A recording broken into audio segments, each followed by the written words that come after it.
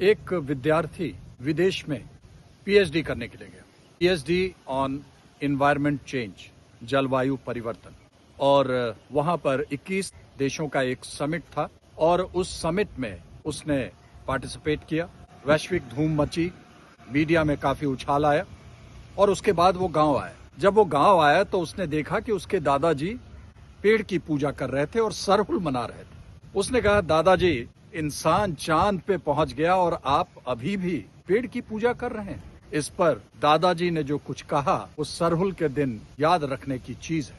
दादाजी ने कहा कि तुमने जलवायु परिवर्तन के बारे में बेशक पीएचडी किया है, पर जब पूरी दुनिया जिस बैरोमीटर का भी नहीं जानती थी, उससे पहले पाहन 2 घड़ों में पानी रखते थे और पहले ही पानी के स्तर को नीचे जाते हुए देखते ही कह देते थे कि अब बारिश होने वाली है। कई सालों के बाद बैरोमीटर का आविष्कार हुआ और दुनिया ने तब बताना शुरू किया कि अब बारिश होने वाली है। जिस जल वायु की बात करते हो, आदिवासी समाज काफी वर्षों से जानता था कि जल ही हमारा आने वाला कल है और यही वायु हमारी प्राण वायु बन जाएगी। जहां तक तुमने चांद की बात की, तो तुम्हें मालूम होना चाहिए कि चांद पर जो एस्ट्रोनॉट परिधान पहनता है, उस पर सर्दी और गर्मी दोनों का असर नहीं होना चाहिए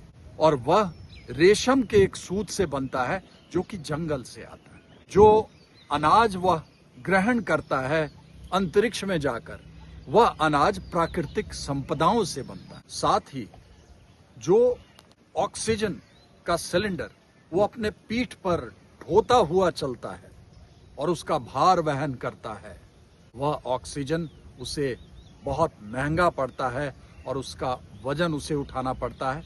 वह ऑक्सीजन हमें जंगल में सखुआ और पीपल मुफ्त में देती है, सहज रूप से देती है। तो क्यों ना हम पेड़ को प्रणाम करें। और 3 चीजें सरहुल हमें बताती है। सबसे पहले, सबके साथ समान व्यवहार करना, न रंग भेद, न जाति भेद, न गरीब या अमीर, कोई भी भेद नहीं।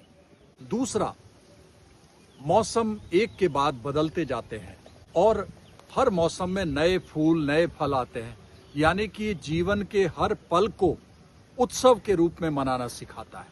और आखिरी बात जो मैंने देखा है, एक जगह पे जड़ें काट दी गई थी पर जड़ का एक रेशा बचा था, वह दोबारा हरा हो गया और वह दोबारा पेड़ खड़ा हो गया। यानी यह प्रकृति हमें सिखाता है कि हमें कभी भी हार नहीं माननी चाहिए और यह सिखाता है कि जिंदगी की मुश्किलें तो सुर है, लय है, गीत है, मान लो तो हार है और ठान लो तो जीत है।